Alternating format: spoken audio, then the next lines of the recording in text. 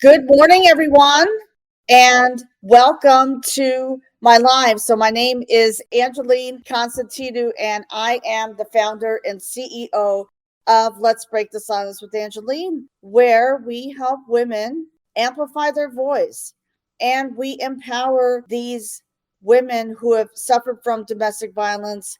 We empower them to step into their true calling and purpose. So welcome to the broadcast today. And today we are going to be having an amazing conversation with my good friend, Diane Storey. She's going to be sharing her story here on my private Facebook group here where I'm live, and I'm also live on my YouTube channel. So we're going to be talking about Diane Storey's story and navigating your way back to you. So Diane has been in the health and fitness industry for most of her life. So she is a mentor, teacher, coach of all ages, and most recently educating on covert abuse and recovery. She had a wonderful life and a wonderful marriage until that day when her best friend and life mate passed away unexpectedly. She unknowingly went down that path, and it is now my mission to bring awareness about this sickness to the world. Let people know that they are not crazy, but it does happen more than they think. Education, reinvention, and becoming reacquainted with yourself and what your values are the key elements to becoming a survivor. Diane also has a book out, and which she is working on, and a webpage that is starting up, and that is strongertodaythanyesterday.com. So without further ado, I am going to bring Diane to the stage. Hi, Angeline. Good morning. Good morning. Oh my goodness. We've been friends for 3 years. We've been connected on social media. This is the power of social media. So please tell the folks, what time is it where you are right now? It is about 9:05 a.m. Bright and early. So did you have your coffee yet? Yeah, I have my coffee. My one for the day.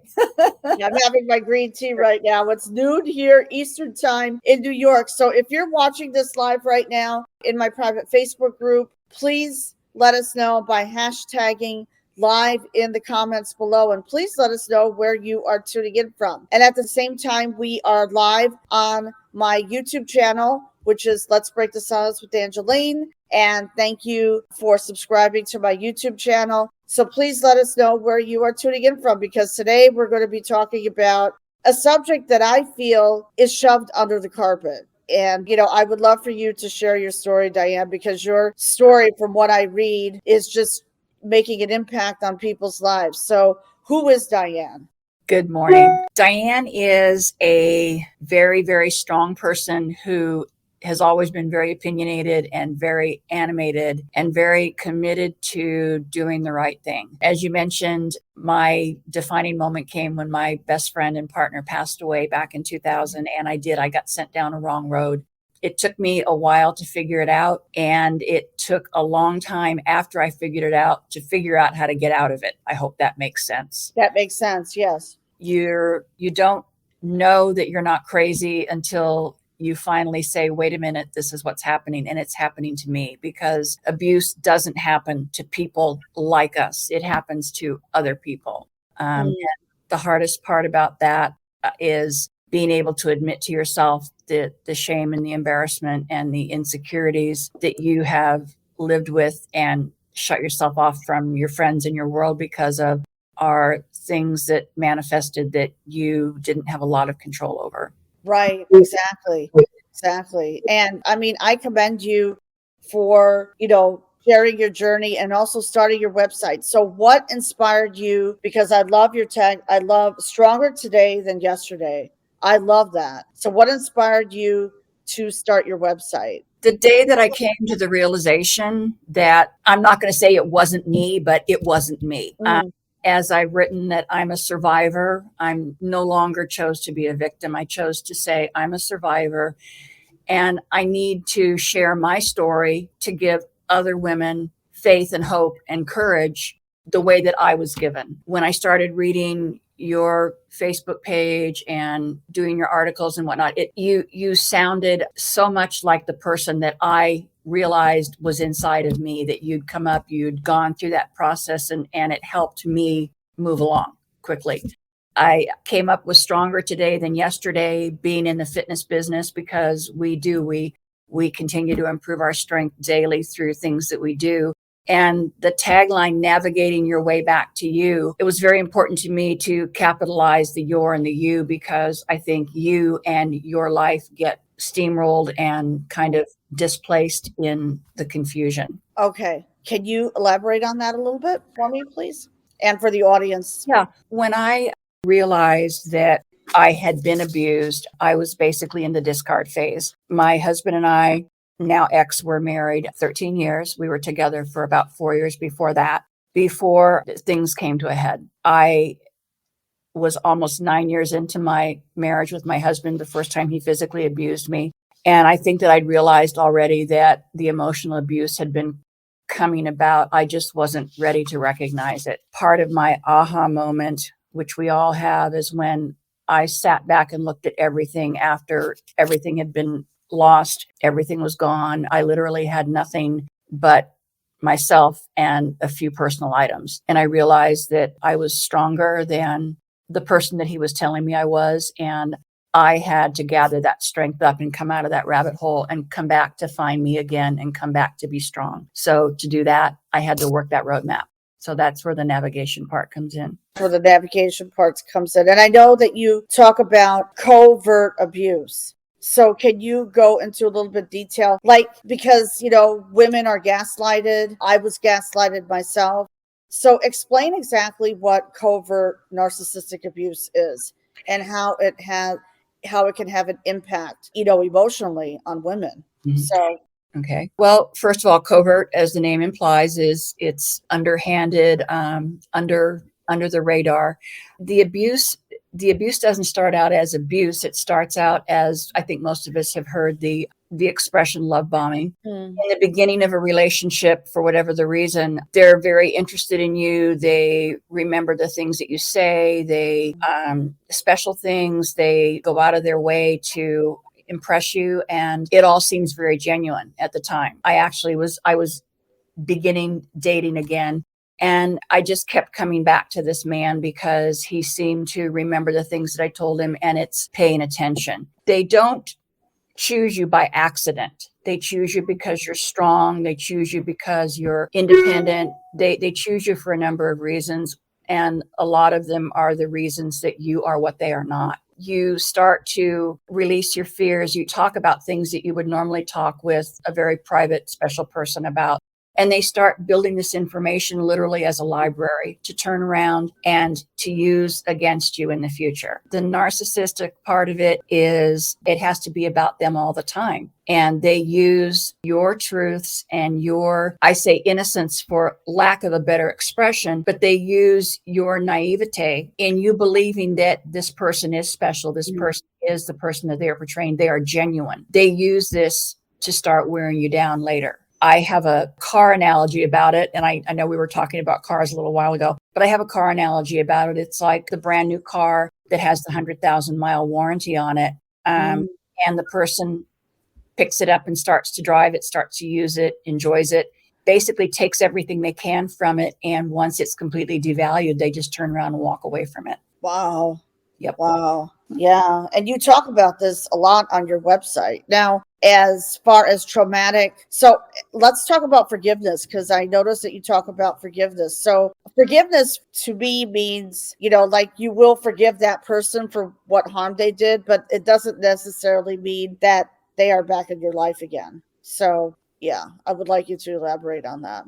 Okay. I wrote a piece, if you don't mind my reading it. And Absolutely. it was a prayer of forgiveness. First of all, it doesn't necessarily mean that you are forgiving the person for what they did to you. Okay. You're forgiving their actions against you so that you can begin to heal and move on. And my prayer was and is, I think about you every day. I wish I could say it was in a positive way. To have made me feel so unsure of me and believing I am the worst that could be. You lured me in with promises and things that I believed, when in fact, all you were looking to do was take and deceive. I think about you every day. I wish I could say it was in a positive way. I have learned that I was faithful to you and myself and watched you debase me and put me on a shelf. You saw me sinking and did not care. You pushed me deeper and deeper into despair. I think about you every day. I wish I could say it was in a positive way. I tried everything I could to pull myself up. I told myself it was my fault and just to chin up. You watched me struggle. You watched me fall. You stood by delighted and lied about caring for me at all. I wish I could say, sorry, I think about you every day. I wish I could say it was in a positive way. One day I said I am worth so much more. I realized you cut me to the very core. I learned the hard way it had nothing to do with me, but instead had to do with everything for you and where you needed to be. You had to feel powerful and very, very strong, and it didn't matter who you hurt as you rolled along. I think about you every day. I wish I could say it was in a positive way. By listening to you and believing completely in what you said, I almost convinced myself that I should not be here. But instead, I think about you every day. And now I can say in a positive way, for me to end my struggle, I came to understand for my sake and my peace of mind, I had to take a stand. I packed up what there was left of you in my mind and moved it to a place that I didn't need to find. I think about you every day. And now I can say in a positive way, because of you, I can truly put our past behind and say, I honestly forgive you for my own peace of mind. Wow. That is powerful. And it still hurts. It's Oh, sure. not hurt, but at some point, you need to remember that you are the person and you are the real person. Right. Exactly. Wow. Wow. That is powerful. Thank you. That would bring me to tears too. I mean, I was literally overcome with emotion. And also, your poetry, like you write poetry too. You have quotes and poems. I do a few. The ones that I have on my website right now, I am rotating them out as there's one from me and there are two from other sources. And they are directly pulled and posted. So grammatically, anything else, it is literally that person's thoughts. Right. And I try and pull one from Facebook every once in a while when I find one. And I do have one up there now that the narcissist did not pick you at random. And it's from a person on Facebook who was anonymous. I've posted it and I've posted it as anonymous on Facebook. But people they're coming to a point now, women are realizing that this is happening way more than we think, because now it's finally being talked about. It's not just about broken teeth and broken bones.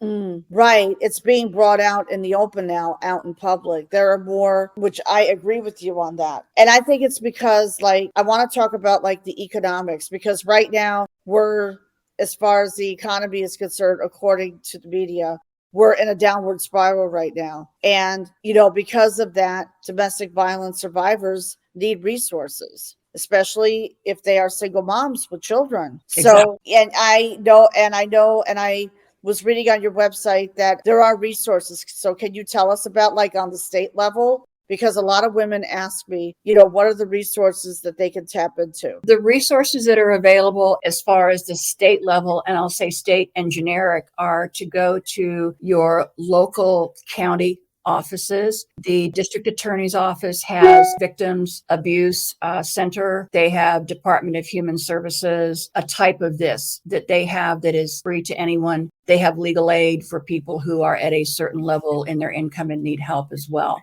And this can all be accessed by going to your local county and just looking under the listings. It will domestic violence, victim services, this type of heading. The other place that there is, and I discovered this here in Oregon, is there is a Project Innocence of some sort, not in every state, but they are in a lot of states. This one has one. And the way that I found it was to go to the state capital, which was Portland, and to look Salem, and to look under the services that were available. And this is located in Portland. But Salem is the capital here. But if you go to your state capital information, they have, again, listings like this looking for innocence projects, etc. Wow, that's great. See, so they can tap into resources. Right. And I am not a single mom with kids. I've raised my kids. I'm at the other end of the spectrum. And I can honestly say that without my neighbor across the street from where I was living at the time that my final abuse occurred, I would not have known where to go look, because if you don't either live in the life or you are not accustomed to it, aware of it, then you don't know where to look. So Okay, I see. And thank you for sharing that information. So for those of you who are going to be watching the replay, make sure you contact your, local government, state government, the district attorney's office so legal aid. How about financial aid? Same thing? Because if they need money for food and same thing. okay. DHS is home services. So that's basically for families and children. Welfare, that welfare office, welfare concerns, those types of names would be the listings that you would look under your state and local government. Okay, so state and local government. Okay, great. You know what I want to talk about? The fight trauma response and some of the symptoms and issues that some women may be facing. The fight trauma response anger. That was the one that probably came the closest to me. Was I did what we all say we'd never do, and I fought back. I lashed out. And that is how my husband got to me. That's how he chose to take me down. Okay. Your fight trauma response, you're angry, you're frustrated, you're crying, you are suicidal. I can attest to that. You have those thoughts and actions, and I can attest to that as well. Your stomach is upset all the time. You can't find peace. You can't find calmness, and you don't know why. Right. Because that's what happened to me. Like initially, I lashed out. Mm-hmm. So what are some of the resources or what are some of the strategies that you incorporated so as not to lash out anymore? I went through an anger management program that lasted a year.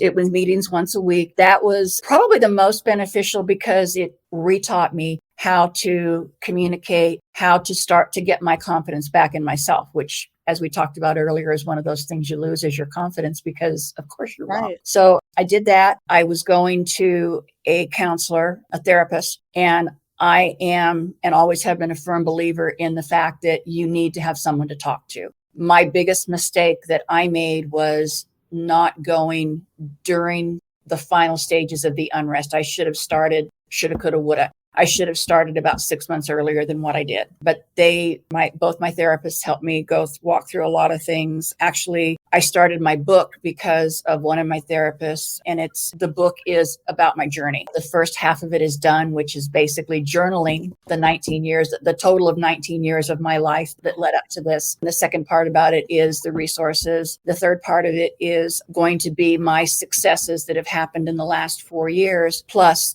I have 26 vitamins from the Bible to post that are going to be, they're the vitamins, they are processes to live by, and they've been pulled directly from the Bible. So there's 26 of those, one for every letter of the alphabet. That is amazing. That is amazing because, that's really important for the women, to have those strategies to implement, meaning not to lash out at the abuser because that's exactly what they want. And once you've done that, they win. There you go. And these, to clarify, they're not vitamins as in what the Bible shows as things being vitamins in the Bible. Number one, like A is for anxiety. So it's a feeling that you have and then a Bible verse to help you get through it. Okay. I see. Okay.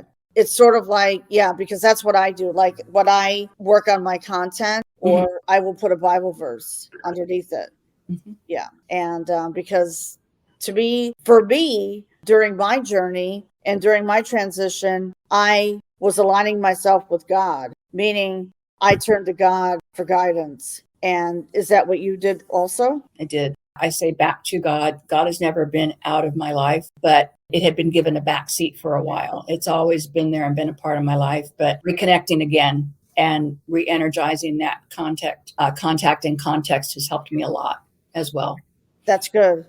Me too. Spiritual, because guess what? The enemy wants to take us down.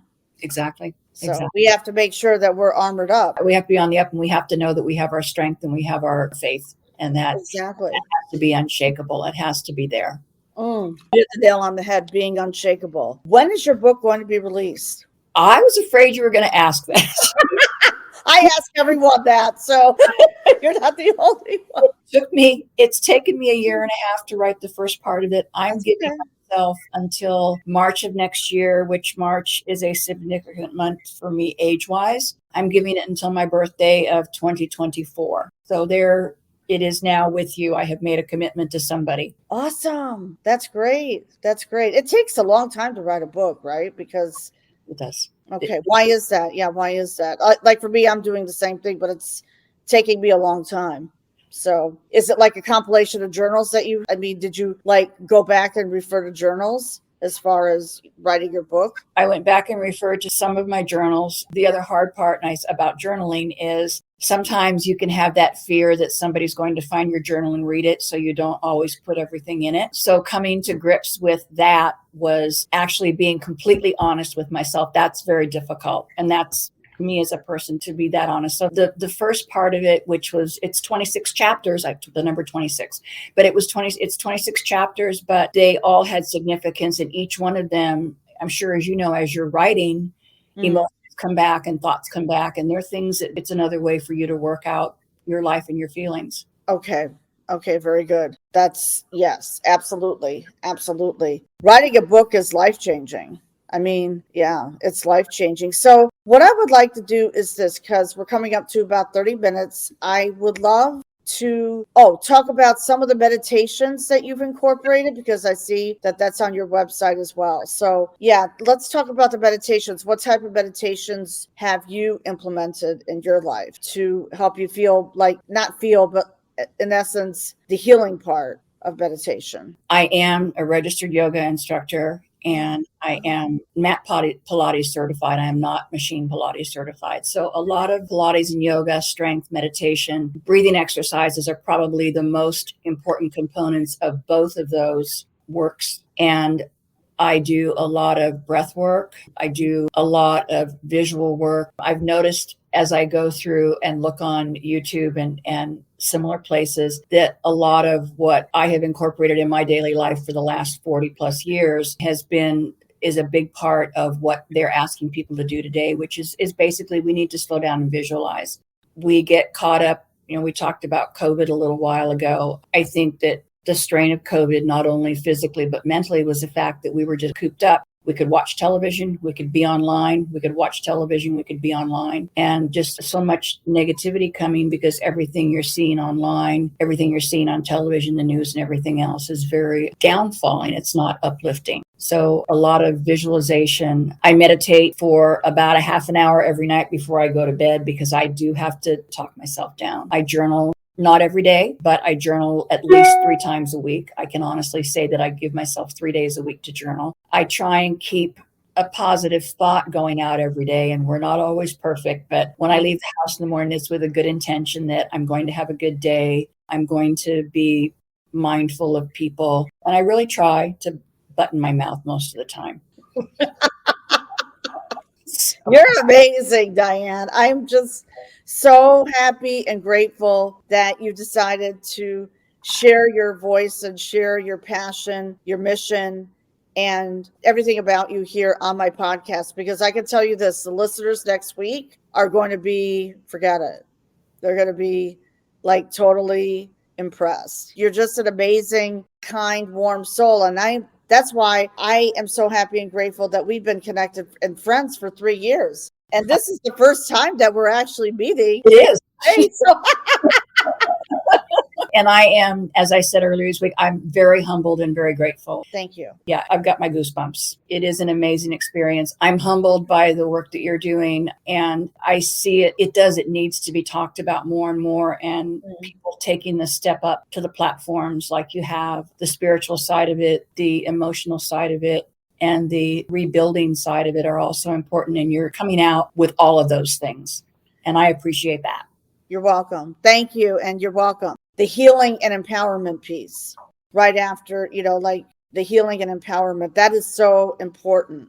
That is so important. And also recognizing the signs of narcissistic abuse, because narcissistic abuse and domestic violence are totally different.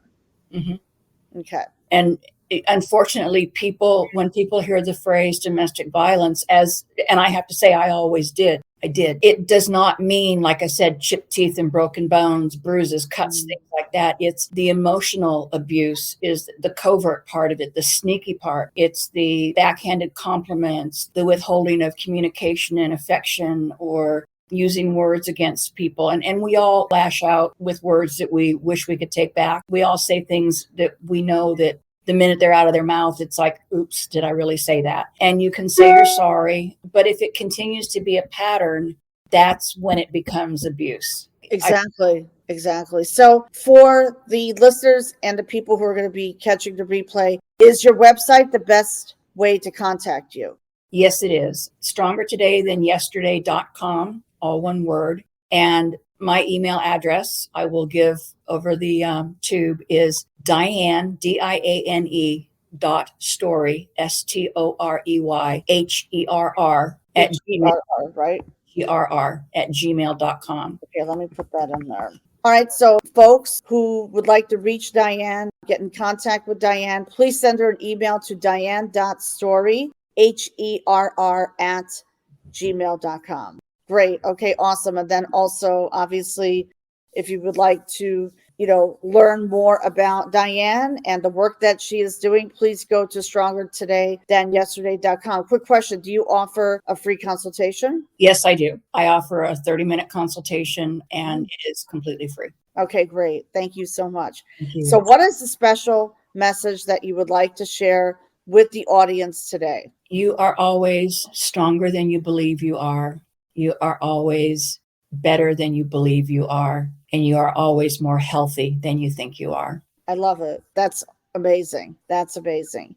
Well, Diane, thank you so much for being a special guest on my podcast. And thank you for sharing your story and your wisdom and your empowering words. I just love the work that you are doing. I thank you. And I thank you for this opportunity. You're welcome. And thank you for being on my podcast. So we finally met face to face. Yes. So which I totally love. See that? There's nothing like putting a name to the face, isn't it? It's just like, I know you.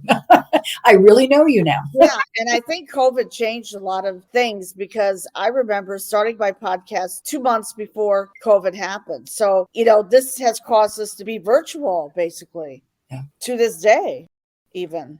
Mm-hmm.